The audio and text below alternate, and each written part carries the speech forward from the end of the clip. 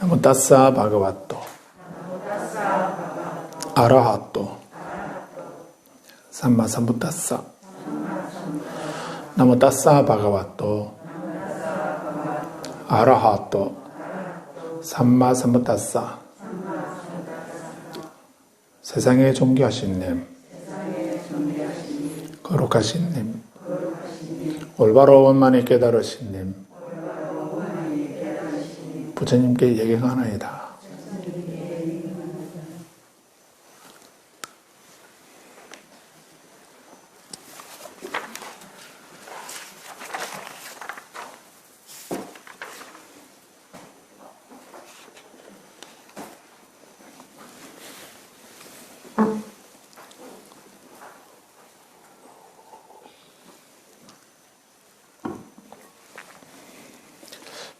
발전송 반야경 제일 첫 페이지 본문 제목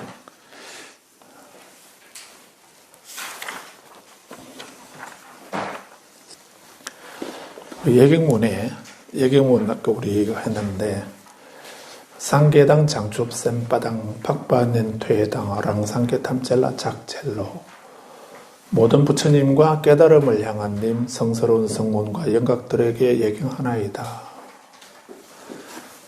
라고 했습니다. 이것이 이제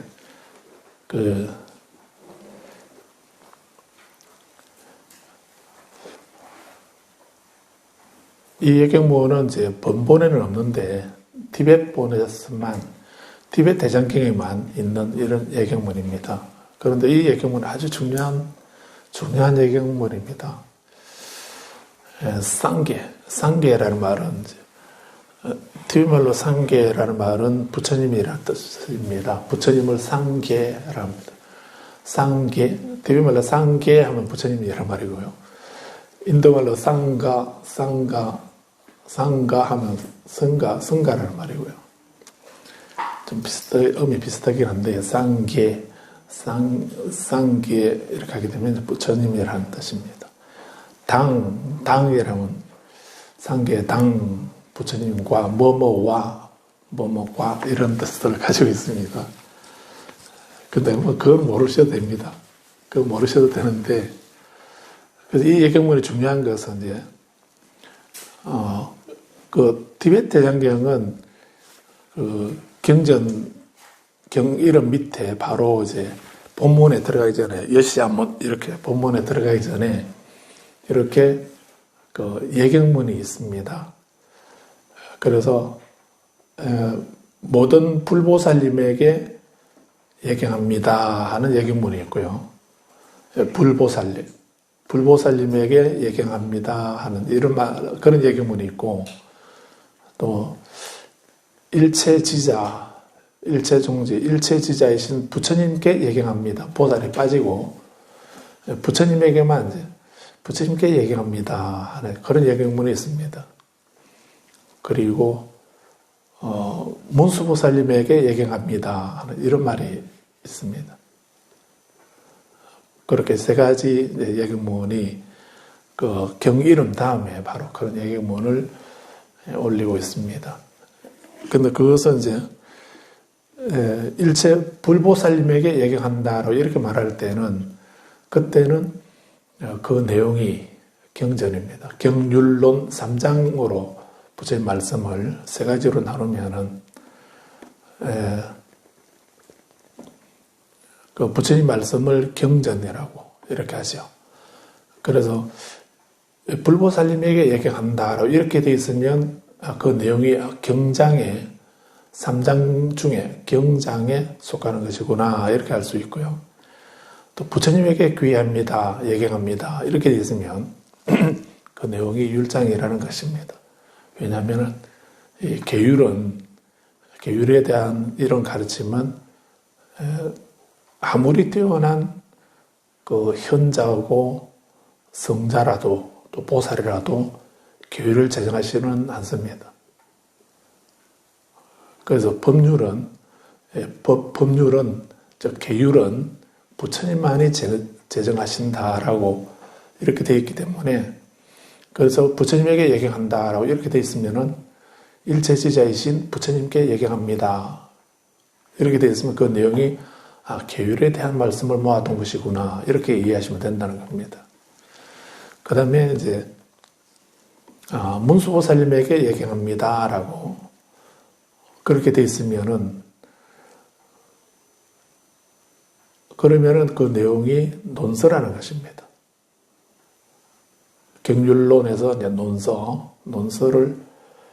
논서일 때, 논서는 이제 지혜를, 경전이나 율장을 우리가 좀 더 알 수 있도록 우리 근기에 맞춰서 우리가 이해할 수 있도록 좀 더 풀어서 설명하고 정리하고 조직화하고 체계화한 거 이런 것을 논이라고 그럽니다. 그렇게 한다면은 그 논서는 지혜를 강조하는 것이기 때문에 그래서 문수보살님에게 예경한다 이렇게 예경문을 올린다는 것입니다. 그래서 한문 우리 고려대 대장경이나 한문 대장경에는 그런 구별이 없습니다. 그런 구별이 없긴 한데 근데 티베트 대장경에서는 그렇게 그 제목 밑에 예경문을 올리게 되고 그 예경문을 보면 그것이 이제 3장 중에 어디에 속하는가를 알 수 있게 된다는 뭐 그런 의미를 가지고 있기도 하고 또 이것을 이제 역경 3장 법사들이 경전을 이제 번역하면서 덧붙인 예경문이거든요. 그래서 이제 그 3장 법사들이 이런 예경문을 올린 이유가 두 가지라고 하죠. 그래서 그런 예경문으로서 3장 중에 어디에 속하는지를 알 수 있도록 하기 위해서 붙인 것이기도 하고 또 하나는 이제 부처님 말씀을 경전을 번역한다고 하는 것은 아주 어려운 일이고 중요한 일이고 또 어려운 일입니다. 그래서 한 글자라도 부처님 뜻에 어긋나게 이렇게 번역하게 되면 그거는 법을 왜곡하는 그런 것이기 때문에 그 죄가 더 큰 죄가 될 수도 있죠. 그 번역해서 자기 혼자만 보면 모르겠는데 그걸 많은 사람들이 다른 사람들을 보게 될 텐데 잘못 번역된 걸 보고서 다른 사람들도 잘못 이해하게 되면은 그렇게 하게 되면 불특정 다수의 많은 사람들이 그 사견을 갖게 되고 또 법에 대한 악업을 짓게 되는 그런 결과가 되기도 하고 또 사람들을 나쁜 곳으로 나쁜 생각을 갖도록 만드는 그런 것이기 때문에 그래서 이 경전 번역은 정말 심혈을 기울여서 번역을 해야 된다는 그런 의미도 있습니다. 그래서 함부로 번역을 안 하기도 하고 또 번역을 하게 되면 그런 어떤 책임감이나 사명감을 가지고 하기도 하고 이렇게 하거든요. 그래서 역경가들이 삼장법사들이 번역을 하면서 부처님의 가피로 이 번역이 장애 없이 또 바르게 번역될 수 있도록 산부님이 가피해 주십시오라고 하는 그런 기원의 의미도 있다고 합니다. 그래서 역경 삼장법사들이 그렇게 불보살님에게 기원을 드리면서 아주 신중하게 진중하게 경전을 번역했다고 하는 그런 증거라고도 합니다. 자, 그런데 이제 불보살님에게 예경합니다. 이렇게 하면 이제 어느 쪽이라 했습니까? 불보살님께 예경합니다 하면 그 내용이 경전이라고 했죠. 그런데 불보살님에게 예경한다로 이렇게 되어 있는데 근데 여기 팔천송에서는 이제 상계당 장춥센빠라고 되는 말로 장춥센빠라고 하는 말은 보살이라는 말입니다. 보리살탑 이 말인데 줄여서 우리는 보살이라 하죠. 그리고 이 보살이라는 말을 깨달음을 향한 님이다 이렇게도 번역을 하죠. 그래서 깨달음을 향한 님 이렇게 했는데 그래서 팔천송 재판에는 제가 꺽쇠 관로해서 보살이라고 표시를 해놨습니다. 초반에는 이렇게 깨달음을 향한 님 이렇게만 해놨는데 아무튼 보살이란 말이고 TV 말로는 장주센빠 이렇게 하게 되면 이제 보살이라는 말입니다. 팍바넨퇴당 팍바넨퇴 성스러운 성문이다는 성스러운 성문 그러니까 팍바는 성스럽다는 성인이라는 말이거든요. 근데 넨퇴라는 말이 성문이라는 말입니다. 그러니까 지금 이제 다른 일반 경전에서는 불보살님에게 부처님과 보살에게 얘기합니다 이렇게 돼 있는데 근데 여기서는 지금 이제 불보살하고 세 번째 누굽니까? 성스러운 성문에게 얘기한다고 되어 있죠. 그 다음에 랑상계 랑은 자기 자신이란 말이고 그 상계라는 말은 그 아까 앞에 뭐라 했나요? 상계는 부처님이라 했죠. 그래서 랑상계는 자기 홀로 깨달음을 얻은 사람 이런 말이니까 한문으로 하면 영각, 독각이라고도 하고 글자 그대로 하면 독각이라고 번역할 수 있습니다. 홀로 깨달으신 분, 스승 없이 자기 혼자 깨달음을 얻은 사람, 독각. 또 인연의 도리를 깨달은 사람이라 해서 연각이라고도 하고 독각을 벽지불이라고 이렇게도 말하죠. 자, 그런데 이 팔천송에서는 부처님과 보살과 성문과 연각들에게 얘기합니다. 이렇게 되어 있죠. 그렇게 되어 있으니까 뭐 그렇게 랑상계 탐제라는 말은 이제 또 모든 분들 그 전부 모든이라는 뜻입니다. 그래서 맨 앞에 붙여서 모든 부처님 탐제상계 이렇게 하면 모든 부처님이 되는데요. 근데 탐제라는 말이 맨 뒤에 나와 있죠. 그래서 앞으로 올려서 모든 부처님 이렇게 해둔 건데 앞에 번역에서 모든이라는 말은 탐제라는 말입니다. 라라고 하는 말은 뭐뭐에게 이런 뜻입니다. 착첼이라는 말은 절한다 그런 뜻입니다. 티베트 강의 시간 같은데 그런데 이렇게 이 티베트 대장교 팔천송에 번본 팔천송에 이 말이 없습니다. 번본 팔천송에 이 말이 없는데 티베트 팔천송에 있는 거라서 제가 이렇게 이게 갖다 붙여놓은 것이긴 한데 그런데 이렇게 일반적으로는 이제 경장이면은 불보살님에게 얘기한다 이렇게만 하고 있고 그리고 또 부처님에게 얘기한다면은 율장이고 문수보살에게 얘기한다면 논장이라 이런 말씀드렸는데 그리고 또 대성에서는 또 성문과 연각은 성문하고 연각은 소성이다라고 이렇게 말하고 있고 그리고 대성 보살만 위대하다라고 이렇게 보살은 위대하지만 보살은 대성이지만 큰 수레 대성이지만은 성문과 연각은 소성이다 작은 수레다 이렇게 폄하하는 그런 말씀도 있죠. 그래서 우리는 그쪽만 얘기 듣다 보면은 성문 연각을 아주 소성이라고 이렇게 생각해서 우리는 대성만 해야지 소성을 하면 안 된다 이렇게 생각하거나 또 부처님 경전도 대성 소성으로 나누어서 난 대성 경전만 보겠다 소성 경전은 안 본다 뭐 이렇게 하는 사람도 있기도 하고 근데 그것은 잘못이라는 것입니다. 근데 팔천송은 그런 식으로 대성 소성으로 나누어 가지고 그 부처님 말씀의 우열을 나눈다든지 하는 뭐 그런 거는 잘못된 거죠. 잘못된 것입니다. 부처님 가르침에 부처님 말씀에 대성소성이 있는 것은 아니고요. 그 부처님 말씀에 위대한 가르침도 있고 쓸모없는 가르침도 있고 이런 말은 아니거든요.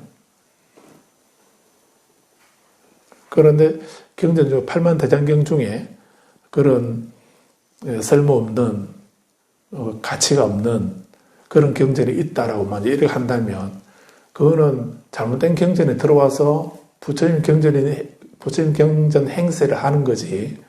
그거는 부처님 가르치 행사 대장 경판에 새겨져 있다 해서 다 부처님 말씀이다라고 할 수도 있지만은 또 그게 문제가 있을 수가 있습니다.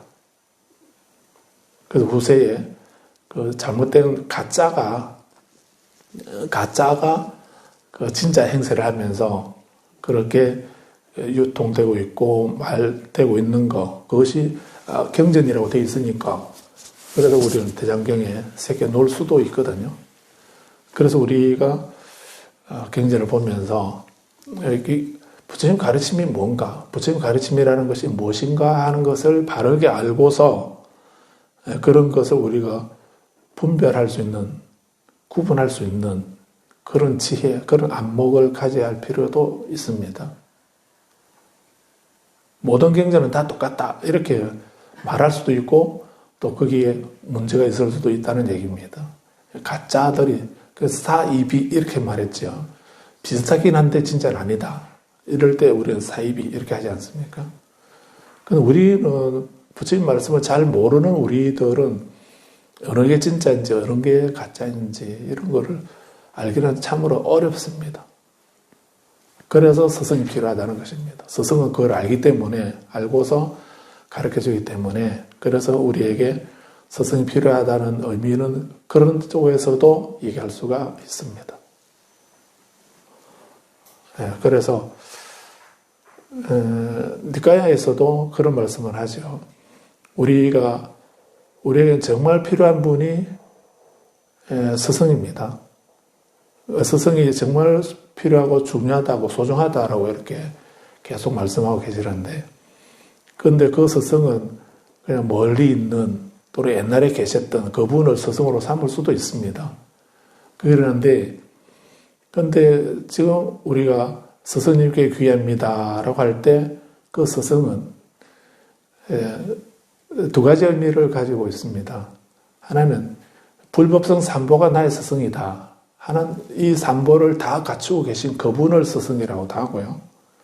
그런 의미도 있지만은 지금 바로 내 옆에서 내가 잘못 보고 잘못 이해하고 잘못 알고 있고 이렇게 할 때 그 스승은 내 업을 알기 때문에 그 내 업을 바로 잡아주고 이끌어주는 그 옆에 바로 계시는 그분을 말하는 겁니다. 그분을 스승이라는 겁니다. 그런 분이어야 되는 겁니다. 나는 그분에게 귀하는 것입니다.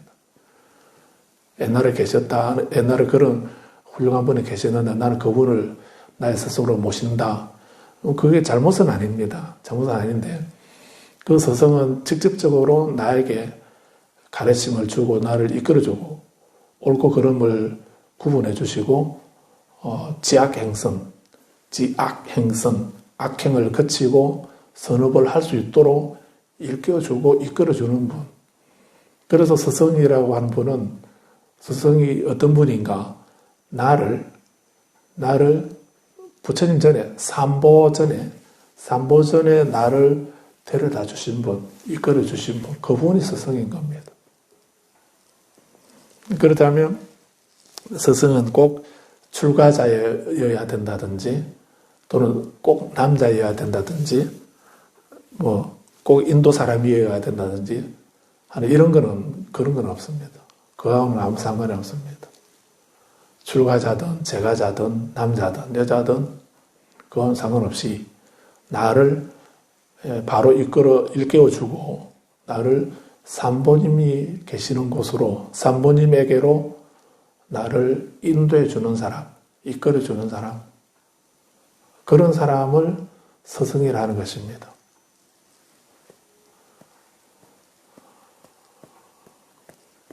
그래서 개인적으로 뛰어난 그런 분도 계시기도 하지만은 그런 어떤 특정한 한 사람을 그 사람만을 스승으로 삼는다 이 말이 아니고 한 사람이 모든 사람의 스승이 된다는 것은 아닙니다. 그런 건 아니고요. 그럴 수 있겠지만 그러기는 힘들고 좀 다른 얘기인데 관세음보살 예찬문을 보게 되면은 우리가 그런 원을 세우기도 하거든요.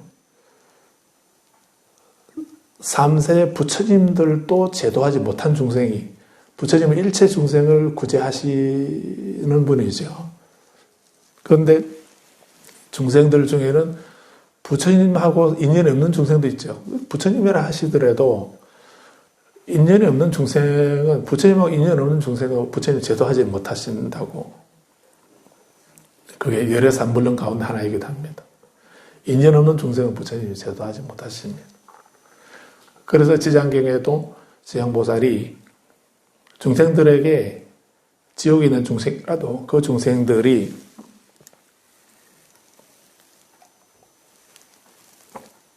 선근이, 인연이 한 모래알만큼, 한 물방울만큼이라도, 한 먼지티끌만큼이라도 성근이 있으면, 그걸 보고서 난 그 중생을 지옥에서 건져내겠다라고 이런 말씀 하셨다고 하죠.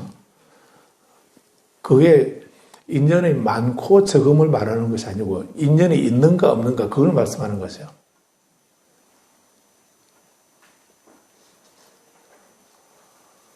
또 다른 얘기를 보면은 법화경의 방편법에서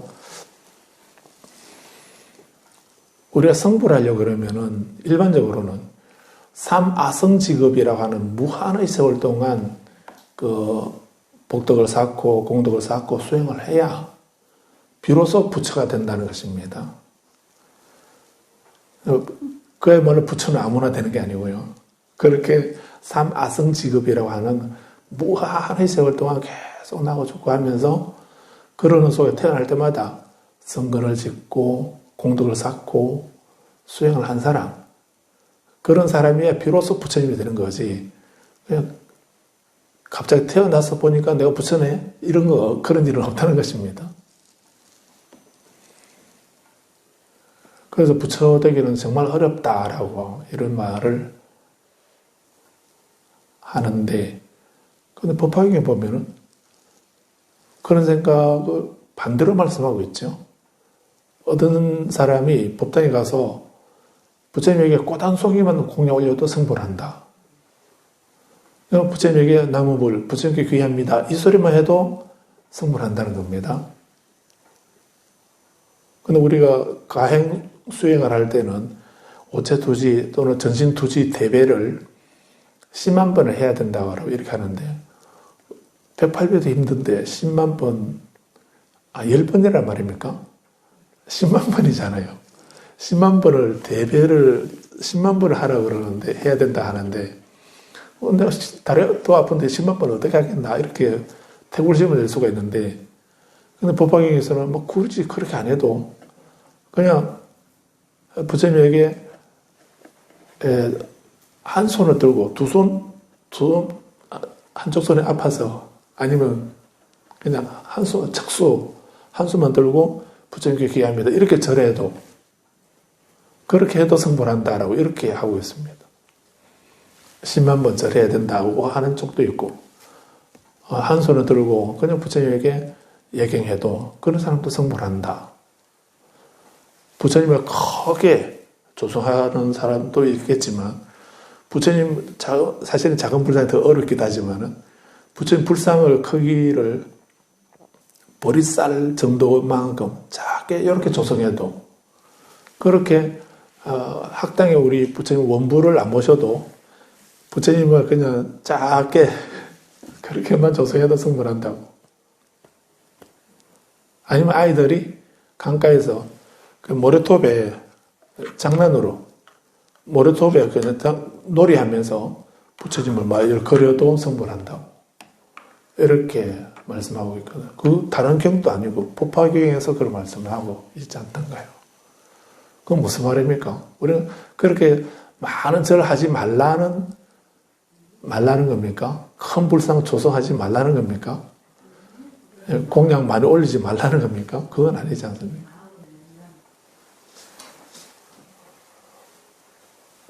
그런 마음을 내는 거하고 안 내는 거하고 그걸 비교해서 하시는 말씀이죠. 근데 사람들은 부처님에게 예경하고 귀하고 공양하는 이런 마음이 없이 살아가는 사람이 있는데, 근데 그런 마음을 내는, 그런 선업, 그런 공덕의 마음을 가진 사람하고 안 가진 사람하고, 그 한 번의 행위로 부처가 되는 건 아니지만, 그 한 번, 그것을 계기로, 그 인연으로 점점점 그 성근이, 공덕이 정장되어서 계속 쌓고 쌓아서 궁극에는 성불을 하게 된다.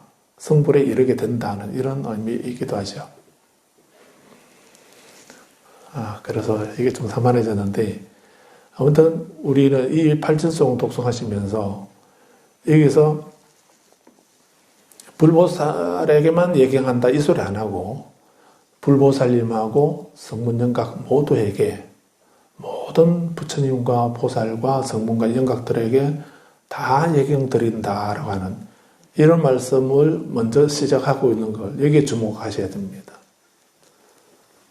그래서 우리는 한쪽 얘기만 듣고서 우리 내부에서 또 편을 갈라가지고, 그래서 어떤 분은 좀 더 한 걸음 더 나가면 어디가 가나요?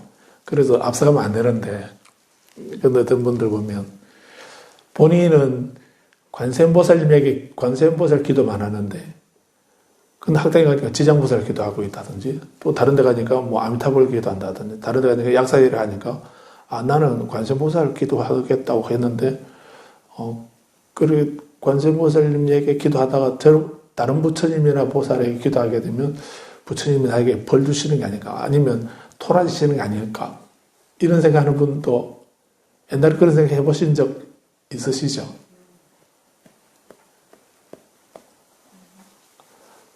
나는 아미타불 연불 하고 싶은데 아미타불을 나의 본존으로 이렇게 원불로 생각하고 있는데, 스가모니 부처님이나 약사일이라는 미륵 부처님에게 기도하면 안 되는 걸로. 근데 그분들이 다 서로 각각으로 다른 분으로 이렇게 생각해서 그렇게 하면 안 되는가라고 생각해서, 그런 내가 평소에 하는 그런 부처님이나 그런 기도나 그런 경전이 아니면 다른 거는 나하고 상관없는 거라든지 이런 식으로 생각해서 그런 기도를 안 하거나 그런 법문을 안 듣거나 그런 경전을 안 보고 이렇게 하는 거는 그거는 잘못된 것입니다. 그런 생각하시면 안 되는 겁니다. 그래서 우리 내부에서 내가 평소에도 그렇게 말은 안 해도 은근히 그런 생각을 가져서 이렇게 나눠가지고 부처님하고 보살하고 성문하고 영가하고 대성, 소성 이런 식으로 그 이름에 끄달려서 그렇게 취사 선택하거나 우열을 나누거나 분별하거나 이렇게 하는 거는 그러면 안 된다는 것입니다.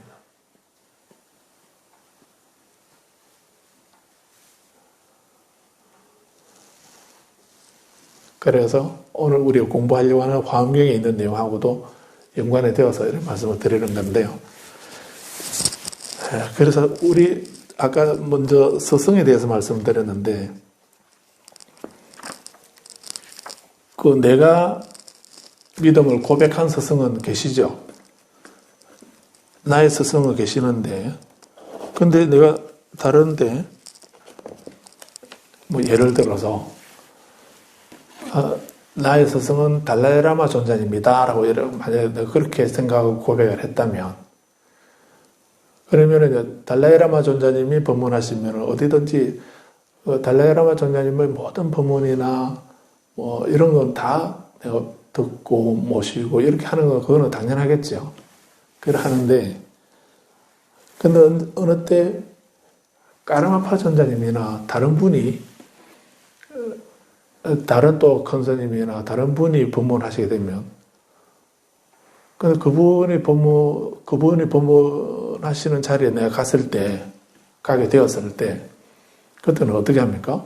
내 스승은 달라이라마 존자님이니까, 지금 까르마파 존자님이나 다른 큰 스님이 법문하시는 거는 저분은 내 스승이 아니니까 어떻게 해야 됩니까? 법문 안 들어야 되죠. 안 듣거나 안 가야 되죠. 맞나요? 아닙니까? 내가 근데 그렇게 내 원불이나 내 근본 스승은 그분인데 다른 데 가게 되면 다른 데 가서 그런 법회나 이런 거를 맞이하게 되면 그러면 내 근본 스승이 셈을 내시거나 그렇게 하시는 게 아닐까 이렇게 생각하는 사람도 있고요. 고맙게도 그런 생각하는 사람도 있고 또 아니면 아예 그런 법회에 안 가기도 하고요. 다람살라 가서 보니까 그럴 경우가 있긴 하더라고요. 전자님 법문하시는데 주변에 다른 분들은 자기 스승 아니라고 전자님 그런 법회를 하셔도 안 오시더라고요. 왜 안 가냐 이랬더니 내 스승 아니라고 그래 안 가시기도 하더라고요. 그게 좀 이상하다 이런 생각을 했었는데 그래서 우리는 내가 어떤 시간이 안 맞고 이렇게 해서 기회가 안 돼서 못 가면은 못 가는 거지만은 근데 그렇게 할 수 있는데도 굳이 그런 생각으로 내가 가고 안 가고 이렇게 하면 안 된다는 겁니다. 그거는 우리가 잘못 알고 있는 것입니다. 그럼 어떻게 해야 되는가? 내 근본 스승은 변하지 않습니다. 그분은 내가 스승으로 전하신 분이 계시면 그분이 나의 근본 스승이어야 되고 그냥 말로만 이렇게 해서는 안 되고요. 그리고 스승으로 함부로 정하지 말라고 하죠. 함부로 정하면 안 됩니다. 그리고 또 한 번 정했으면은 내가 성불할 때까지 버리거나 배반하면 안 되죠. 배반하면 안 된다 했습니다. 그러면은 심하게 말하면 금강지옥에 떨어진다고 어떠합니다. 스승을 배반하거나 스승을 비난하거나 욕하게 되면 그래서 한번 정했다가 조금만 마음에 안 들면 수가 틀리면 그냥 언제 봤냐는 식으로 막 이렇게 뒤돌아서 버리고 비난하고 욕하고 이렇게 하면 안 된다는 겁니다. 그 정하기 전에는 많이 고민하셔도 됩니다. 근데 정했다면은 그때는 이제 마음을 바꾸면 안 되죠. 그래서 스승이 아무리 나를 비난하고 나를 때리고 뭐 욕하고 못하게 대하더라도 그 스승을 원망하거나 욕하면 안 된다 했습니다. 그거는 스승이 나의 악업을 정화시키기 위해서 소멸하기 위해서 나에게 방편으로 그런 모습을 나를 일깨워주기 위해서 저렇게 그런 모습을 보여주시는 거다라고 생각해야지 내 마음에 안 든다고 내가 원하는 소리 안 하시고 내가 원하는 모습 안 보여주신다고 비난하거나 욕하면 안 된다는 거예요. 왜냐하면 스승이기 때문에. 스승이 아닌 사람에게도 그래서는 안 되는데 하물며 스승에게 그러면 안 되는 거죠. 네, 그래서 함부로 정하면 안 되는 것이고요. 근데 그러면 그렇게 힘들면 스승 안 정하면 되죠. 네, 스승 안 정하면 안 되나 이런 생각이 드시죠. 그러면 나는 내가 악도에서 무명에서 깨어날 기회가 없는 것입니다. 왜냐하면 스승은 나를 어둠 속에서 꺼내주는 분이 스승이기 때문에 나를 삼보에게로 데려다 주시고 어둠 속에서 꺼내주시고 나를 깨워줘 주시는 분, 이끌어 주시는 분이 스승인데 나는 그런 스승 없이 가겠다는 것은 깜깜한 밤중에 등불도 안 들고 어두운 길을 걸어가고 있는 거랑 마찬가지인 겁니다. 나 두 눈 똑바로 뜨고 있는데요. 그게 눈입니까? 너무 심한가요? 우리는 잘못 알고 있지 않습니까? 잘못 알고 있고 착각하고 있고 전도된 생각을 가지고 있기 때문에 그래서 우리는 그러면 스승을 어떻게 이해해야 되는가? 스승을 정하시게 되면 내 스승은 나의 스승은 근본 스승은 어떤 분으로 다 정하셨는데 어떤 다른 장소에서 또 어떤 그런 법에 대해서 말씀해 주시는 그런 분을 만나거나 그런 시간이 있거나 또는 그런 경전을 만나거나 이렇게 하게 되면 그때는 그분이 실제로는 가령 예를 들어서 나의 스승은 달라이라마 존재이신데 그런데 까르마파 존자님 법회 하시는데 내가 가게 되었다. 그때는 그분이 그 순간 나에게는 그 까르마파 존자님이 달라이라마 존자님의 화신인 겁니다. 지금 이 순간에는 나의 스승이 까르마파 존자님의 모습으로 바뀌어서 나에게 가르침을 주시는 거다. 그렇게 생각하는 것입니다.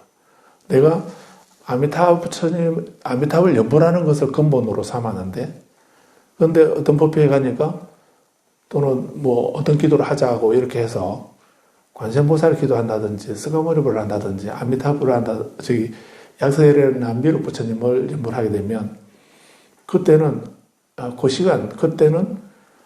나의 부처님 아미타브 부처님이 지금은 관세음보살의 이름으로 관세음보살은 아미타브 부처님의 협시불인데요. 그렇게 너무 아는 척 하지 마시고요. 그런데 그 순간은 나의 부처님이 관세음으로 나의 부처님이 스가모니라는 이름으로 나의 부처님이 약사이레라는 이름으로 지금 나에게 놔두셔서 나를 이끌어 주신다. 이렇게 생각하라는 것입니다. 그러면 나의 근본 스승은 바뀌지 않지요.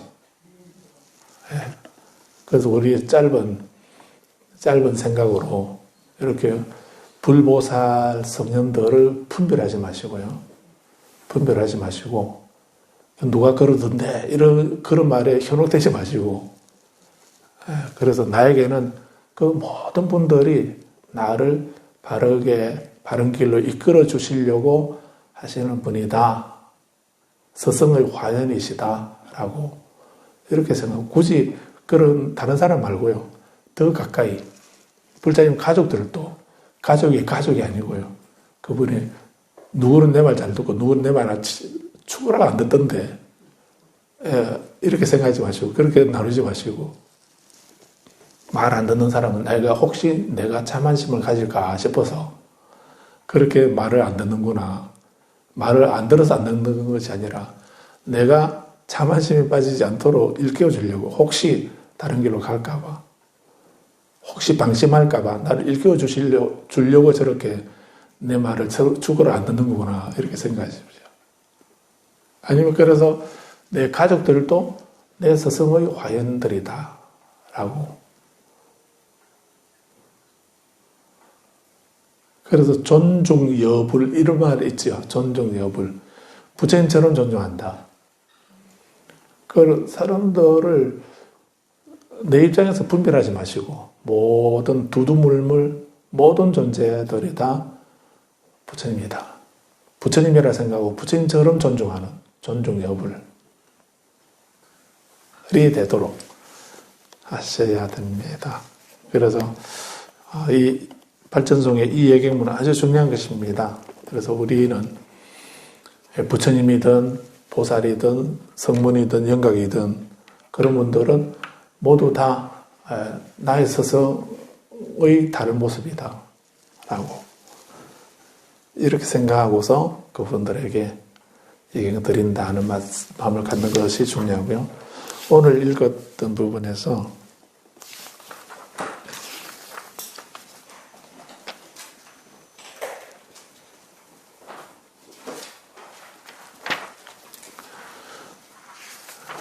나중에 우리 환경공부가 나온 뒤에 또 아니면 반야학 입문책 나오면 겸해서 발전소 하나하나 또 자세히 보도록 하겠습니다. 그런데 오늘은 이제 마라의 소행 부분하고 비인을 물리치는 불태전 보살의 징표에서 이렇게 읽어봤는데요. 551페이지에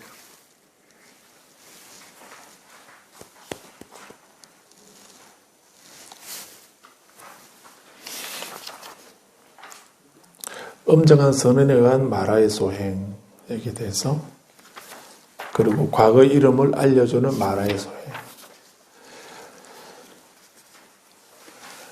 그래서 우리가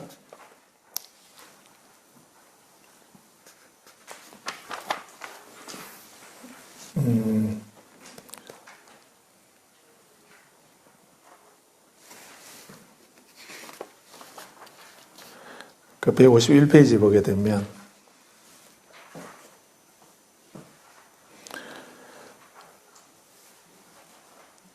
실로 그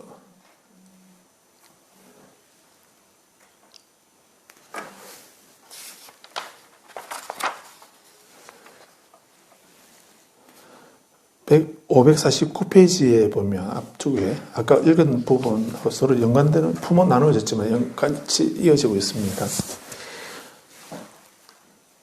549페이지 윗단에 가령 수부띠요. 어떤 남자나 여인 혹은 남자아이나 여자아이가 비인에게 붙들려 신이 들린다고 하자. 접신하는 걸 지금 얘기를 하고 있습니다. 그 접신하는 일이 있는가? 그건 실제 우리도 그런 경우가 많이 있죠. 그런 경우들이 많이 있습니다. 그래서 신내림을 받는 사람도 있기도 하고요. 그러긴 한데, 그 신이 들린다. 경전에서 이런 표현이 지금 있는 것입니다. 비인에게 붙들려서 신이 들린다고 하자. 그러면 내 마음 속에 다른 어떤 영적인 존재가 내가 들어와서 나를 지배하고 있는 그런 상황들 얼마든지 있을 수가 있거든요.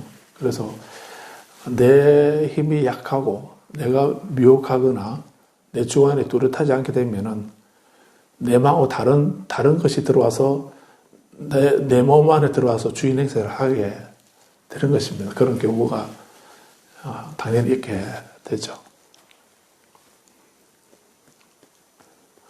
그래서 내가 힘이 없으면은, 기가 약하고 힘이 없으면은 거의 지배로 가는 거고요. 그런데 내가 내 주관이 뚜렷하고 내 지혜가 분명하고 뚜렷하게 되면 들어와도 행세를 못하죠. 그런데 내가 그러지 못하면은 약하게 되고 허약하게 되면 그 누가 무슨 소리만 해도 꼭 어떤 신이 따로 있어서가 아니라 내 주관이 뚜렷하지 못하면은 우리는 그걸 달리 표현하면 귀가 열려서 이 말하면 이쪽으로 휩쓸리고 저 말하면 저쪽으로 휩쓸리고 이렇게 하는 그것도 마찬가지라고 볼 수 있습니다.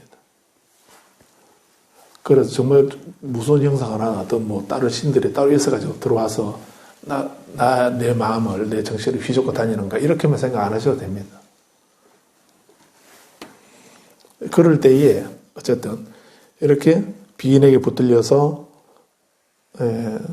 비인이라고 했지 않습니까? 비인은 누굽니까? 사람은 사람 형상이 아니라는 얘기죠. 사람은 옆에 바로 있거나 멀리 있거나 사람 형상을 하고 있는 그런 분이 사람이라면은 그런 바로 옆에 있는 살아있는 그런 사람은 아니고 그런 형상을 띠고 있지는 않는 어떤 그래서 영적인 존재 이렇게 우리는 표현하지 않습니까? 그래서 우리 주변에는 존재들이 사람만 있는 것이 아니고 사람 아닌 인비인 이렇게 하지 않습니까? 사람과 사람 아닌 자 이렇게 그런 비인들의 종류들이 있다는 것입니다. 그런데 그런 비인에게 붙들려서 그런 비인 신이 나에게 들어와서 주재하거나 행세를 하는 그런 경우 그때 보살이 이렇게 내가 저 과거 부처님으로부터 그 수기를 받았다고 하면은 그래서 나는 그렇게 수기를 받았기 때문에 이런 비인이 들어왔을 때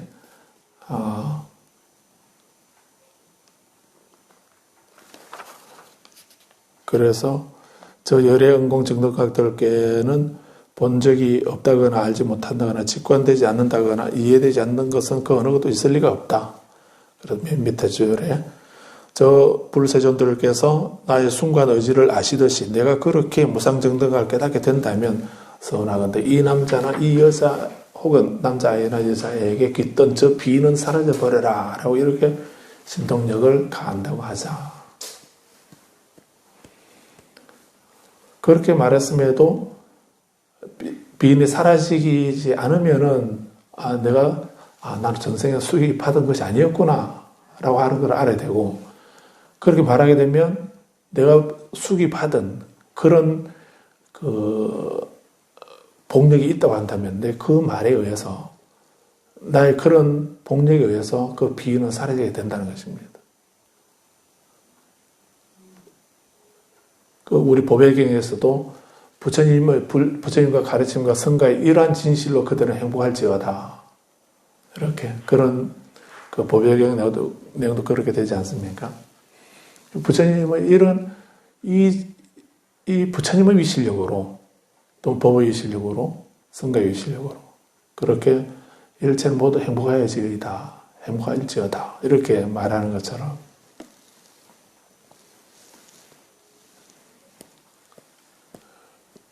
그래서 내가 수기 받은 사람이라면은 다른 비인이 들리는 사람이 있으면 그 사람에게 그 사람에게 남자아이나 여자아이가 옆에 내가 아닌 다른 사람이 있는데 그 사람에게 이제 신들린 사람에게 그 사람에게 들어있는 그 비인에게 나가라라고 이렇게 말하면은 내 힘이 강하면, 즉, 그 힘이 내가 부처님에게 수기받은 사람이고, 앞으로 승불할 사람이라고 수기받은 그런 사람, 즉, 그런 복력이 내게 있으면, 그런 법력이나 복력이 내게 있으면은, 그 비인은 그 사람에게 그 말에 의해서 그 말 때문에 떠나는 것이 아니라, 내가 가지고 있는 복력 때문에, 복력은 그 비인보다는 수승한 것이기 때문에, 비인이 떠나게 된다는 것입니다. 그 말 때문에 떠나는 것이 아니고 떠나는 이유가 뭔가요? 떠나는 이유가 내가 그렇게 수기받은 그 법력, 그 복력 때문에 떠나는 거거든요. 그래서 목소리만 크게 하면 떠나는가 그 말이 아니고요. 그 말을 할 수 있는 그 사람이 가지고 있는 선근, 그 복력의 힘으로 그렇게 된다는 것입니다.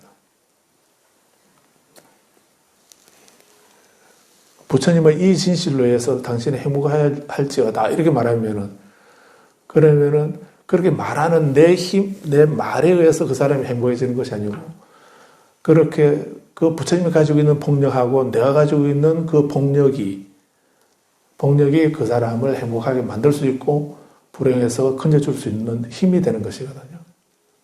그냥 단순히 이래라 저래라 하는 그 말 때문에 되는 거 아니죠. 그렇게 할 수 있는 것이 아니죠. 그게 안 된다 했습니다. 왜냐하면 내 것이 아니기 때문에. 내가 아니기 때문에. 그런데 21장에서는 이 예를 들어서 실로 서원하건대 나는 무상증거가 깨달을 것이라고 저 부처님으로부터 수기 되었다. 이 엄정한 서원에 의해 이 비인들은 사라져 버려라 라고 말할 거다. 그럴 때 이런 문제가 있다는 것입니다. 사악한 말하는 그 비인이 사라지도록 의욕을 가할 것이다. 내가 그렇게 딱 말했는데, 그러니까 어떤 A라고 하는 사람에게 이제 신이 들렸는데, 내가 나는 수기 받았기 때문에 이 비인은 나가라, 이 아이에게서 나가라 이렇게 말하면은, 나라라고 이렇게 말하면은 나가는데, 내게 폭력이 있으면은 나가게 되지만 폭력이 없으면 안 나가잖아요. 근데 그렇게 말할 때 악마가 비인 말고 사악한 말하는 악마거든요. 악마가 옆에서 듣고서 그 비인에게, 그 아이에게 깃들어 있는 비인에게 너 나가라 이렇게 한다는 겁니다. 근데 악마가 나가라고 했는데 얘기한 나는 모르잖아요. 무슨 말인지 아십니까? 이 사람은 나는 이렇게 수기를 받았기 때문에, 그래서 그런 수기를 받은 사람이니까 너 이 비인은 이 아이에게서 나가라 이렇게 말하게 되면, 그렇게 말을 했는데 나는 악마 있는지도 모르잖아요. 모르고 있는데 아이에게 내가 그렇게 말하니까 아이가 마라가 옆에 있다가 그 아이에게 기다리는 비인에게 너 나가라 라고 이렇게 보내줬는데 내 복력으로 나간 게 아니고 누구 때문에 나간 겁니까? 마라가 악마가 너 나가라 너 나가라 이렇게 해서 나간 건데 나는 내 복력으로 나간 줄을 아는 거죠. 그렇게 말하고 있는 거죠. 이해됩니까? 그런데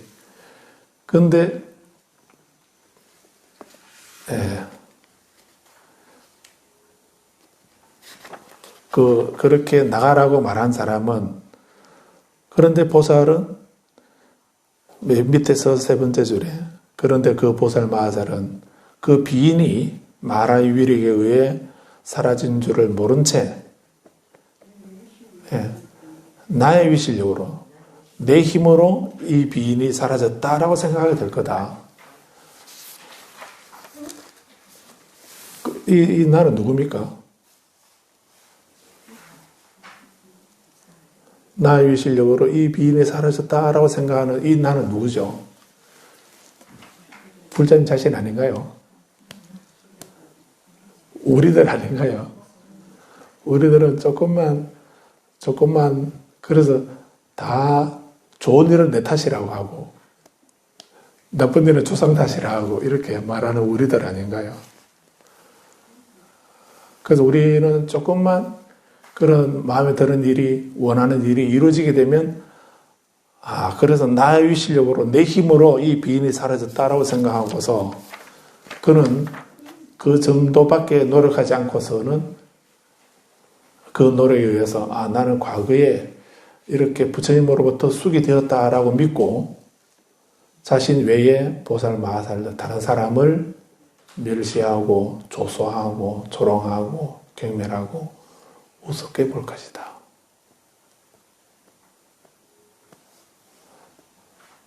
그 부처님은 이런 생각을 경계한 거죠. 팔천소에서는. 그런 생각을 경계한 것입니다. 우리가 금강경에서도 일체 중생을 완전한 열반에 들게 하겠다라는 생각을 가져라 라고 이렇게, 그게 우리 불자들은 그런 큰 원을 세우고 그런 원을 가지고 살아야 된다. 그런 원을 가지고 좁고 작은 자기의 마음을 항복받아야 된다. 다스려야 된다. 그런 마음을 가지고 살아야 된다라고. 어떻게 살아야 됩니까? 그런 원을 세우면서 살아라. 원을 세우고 살아라라고. 어떻게 그 마음을 다스려야 합니까? 항복받아야 합니까? 라고. 그런 마음을 가지고 좁은 작은 마음을 항복받아라 라고 이렇게 말씀하신 거 아닙니까? 그런데 우리 마음은 그러지 못해서 조금만 뭔가 일을 하고 나면은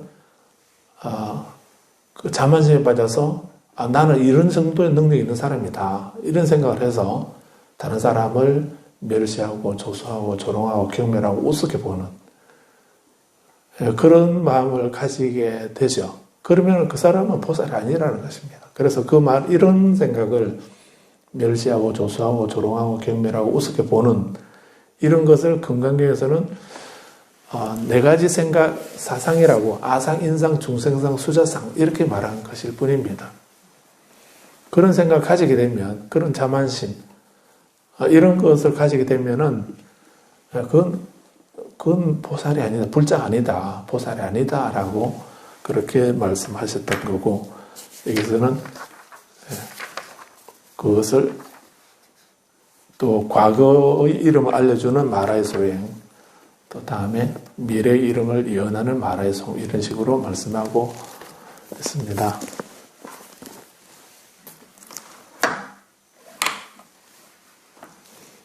그래서 우리는 평소에 우리가 가지고 있는 그런 생각으로 분별하거나 또 자만에 빠지는 이런 생각을 가져서는 안 된다는 것. 그래서 우리는 항상 겸손하게 나는 모든 불보살님 성문영각들에게 예경한다라고 하는 그런 마음을 가져야 되고, 그리고 내 짧은 생각으로 거기에서 우열을 나눈다든지 분별한다든지 또는 자만에 빠진다든지 이렇게 해서는 안 된다는 것을 명심하시기 바랍니다.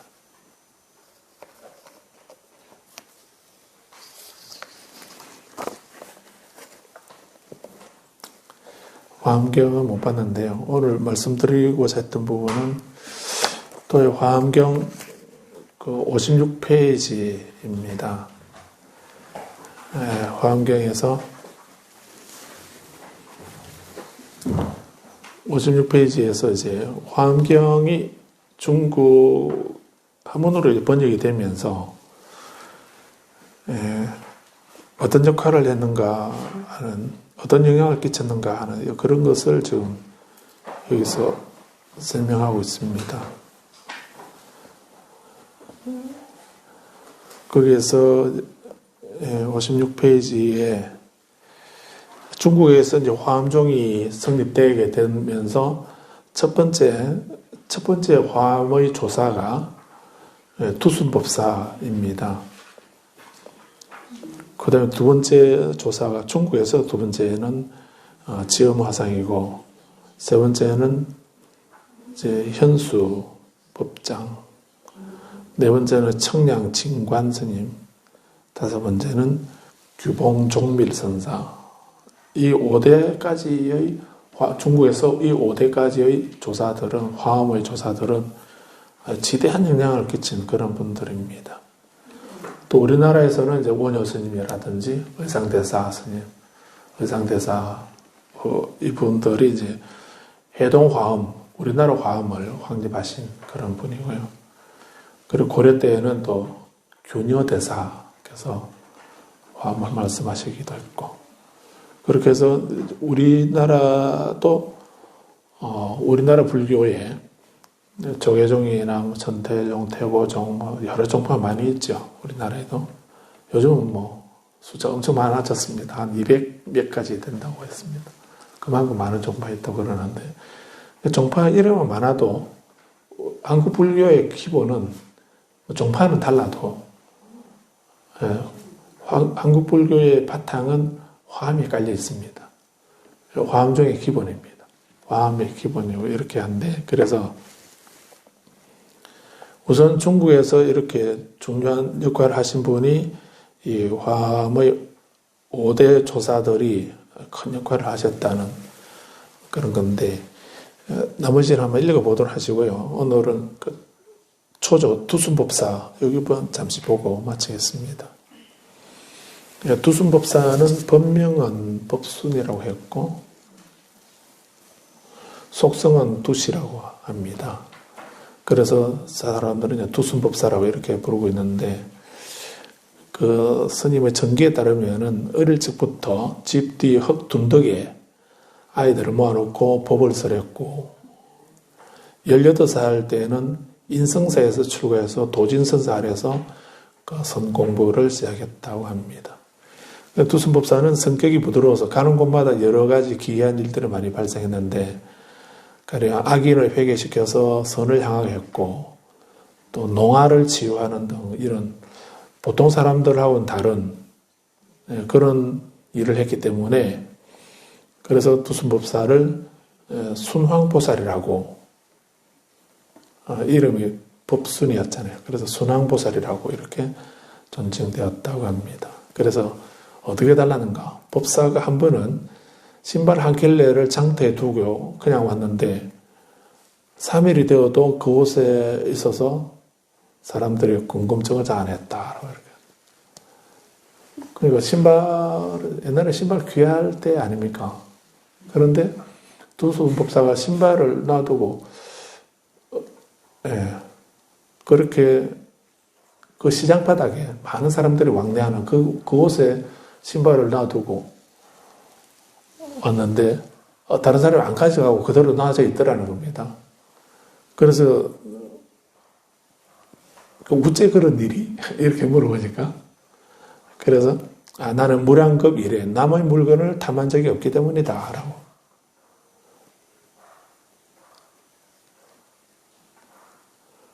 그래서 두순 스님의 말은 남의 물건을 훔치는 도둑들이 잘못을 뉘우치고 바른 길에 들어서도록 따끔하게 깨우쳐 주었다라고 이렇게 얘기하는데,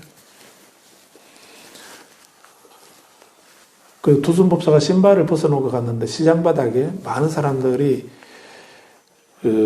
왕래하는 그곳에 신발을 벗어놨는데 3일이 지나도 아무도 그 신발을 가져가는 사람이 없이 그 자리에 그냥 놓여져 있더라라고.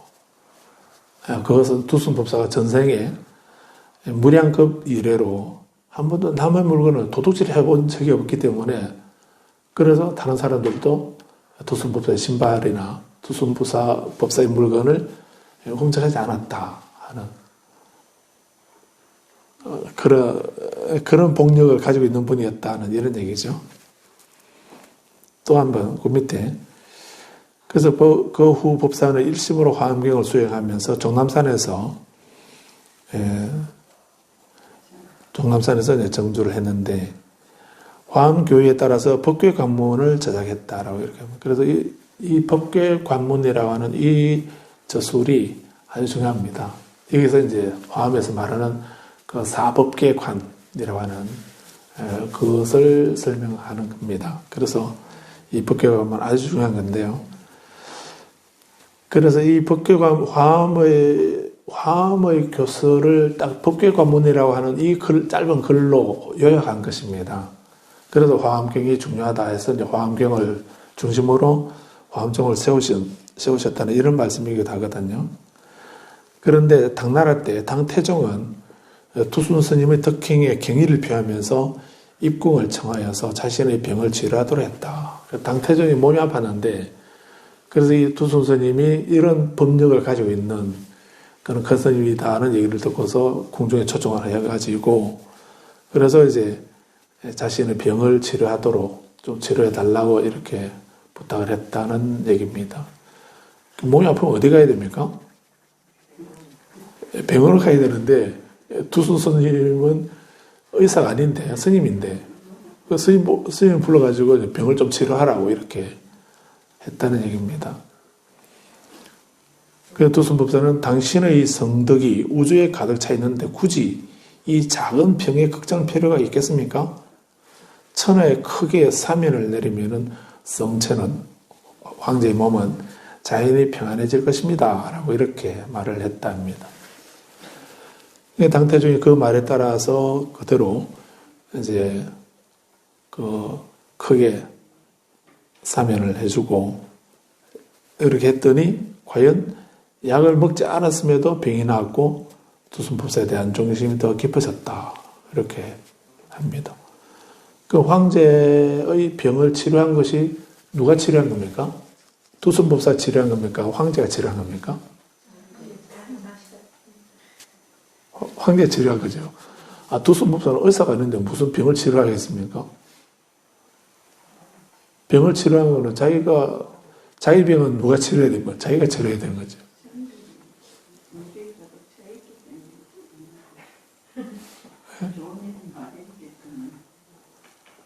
그런데 두순법사가 그 황제가 가지고 있는 덕이 우주에 가득 차 있는데 굳이 그 자잘한 작은 병에 그게 매여 있습니까? 그러면 그런 병이 오게 만드는 그런 작은 데에 대한 집착이나 분별이나 고집이나 그런 것 때문에 그렇게 그 병이 생겼을 건데, 그러면 더 크게 큰 덕행을 베품으로써 그거를 극복하라는 이런 얘기 아닌가요? 그리고 황제가 본인 눈앞에 보이는 작은 이익이나 권력이나 작은 이익이나 이런 데 집착하지 아니하고 그 이해 덕실에 매이지 아니하고 크게 그런 걸 떠나서 좀 우리 다른 말로 바꾸면은 대성적으로 이 사람은 내 정책에 반대하는 사람이다. 이 사람은 내 정책을 잘 따르는 사람이다. 이런 식으로 분별 안 하고, 이 사람은 내 말을 잘 안 듣는 사람이다. 나에게 반기를 든 사람이다. 죄를 지은 사람이다. 하는 그런 식으로 기준을 따르지 않고 크게 대성적으로 크게 좀 다른 말로 하면 통 크게 이렇게 다 사면해주고 이해해주고 보살펴주고 이렇게 하니까, 근데 작은 거에 집착해가지고 이렇게 좋다 나쁘다 크다 작다 이렇게 분별하는 그런 마음이 당연히 사라지게 되는 거 아닌가요? 골마 터졌다든지 뼈 부러졌다든지 이렇게 하면은 그거는 다른 약물을 의지해서 해야 되겠지만, 그런 그 이외에 다른 병이라면 그렇게 우리가 어떤 선업이나 덕경이나 공덕의 힘으로 그걸 극복할 수 있다는 얘기, 있는 것이기도 하죠. 그래서 스승은 누구입니까? 스승이라는 분은 이렇게 보통 사람 같으면은 황제 앞에 가게 되면, 할 말 못하는 사람들 우리 주변에 많이 있지 않습니까? 예나 지금이나.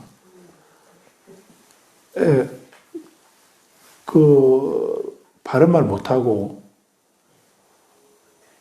아니라고 이렇게 지적해주고, 읽어주고, 이렇게 해야 된다라고 말해주고, 이렇게 하는, 그렇게 해야 되는데, 주위에 있는 사람들이. 근데 그 윗세나 그 위압에 눌려가지고, 말을 잘 못하고, 분명한 사실도 그게 아니라고, 다른 거라고, 이렇게 말하고, 이렇게 하게 되면, 그렇게 말하면 그 사람을 위하는 게 아니죠. 그 사람을 더 욕되게 하는 거 아닌가요?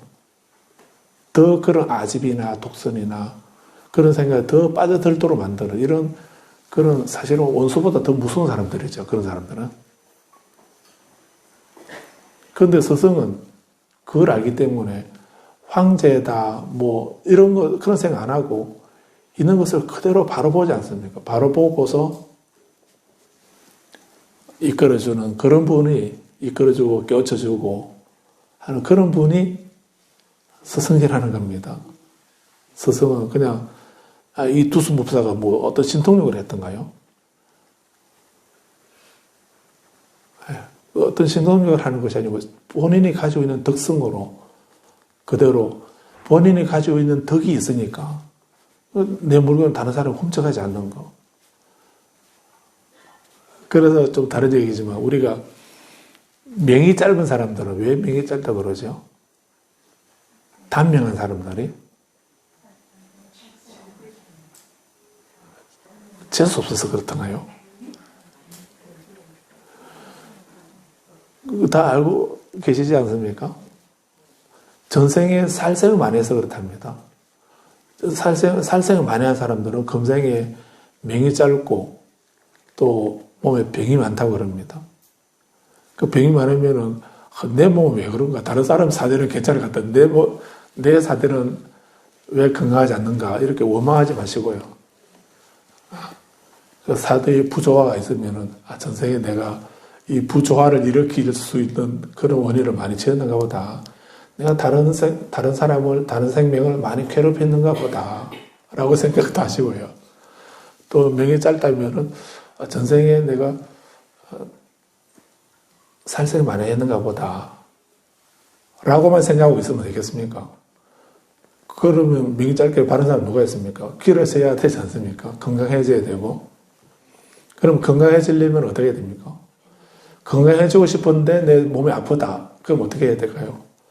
내가 부모에게 받은 이 몸이 그러니까 금생에는 포기하자. 금생에는 그냥 끙끙 앓다가 하자. 이렇게 하면 되겠습니까? 그건 불자 아니잖아요. 전생에 내가 살생을 많이 해서 몸이 많이 아프고 명이 짧다면은 어디 가서 물어보니까 명이 짧다라고 말해주니까 너 오늘 갈란가 내일 갈란가 그렇게 불안해하면서 살아서 되겠습니까? 건강하게 짧고 굵고 짧게가 아니고 건강하게 오래 사셔야 되잖아요. 그럼 어떻게 해야 됩니까? 그러려면 지금부터 전생에 내가 많은 생명을 괴롭혀서 내 병이 많다면 나는 지금부터는 오늘 이후로는 괴롭히는 일을 안 해야지. 많은 생명을 죽여서 명이 짧다면 오늘부터는 많이 살려주는 일을 해야지. 이게 불교업이잖아요. 불교업은, 부처님업은 그 업을 말씀하신 거 아닙니까?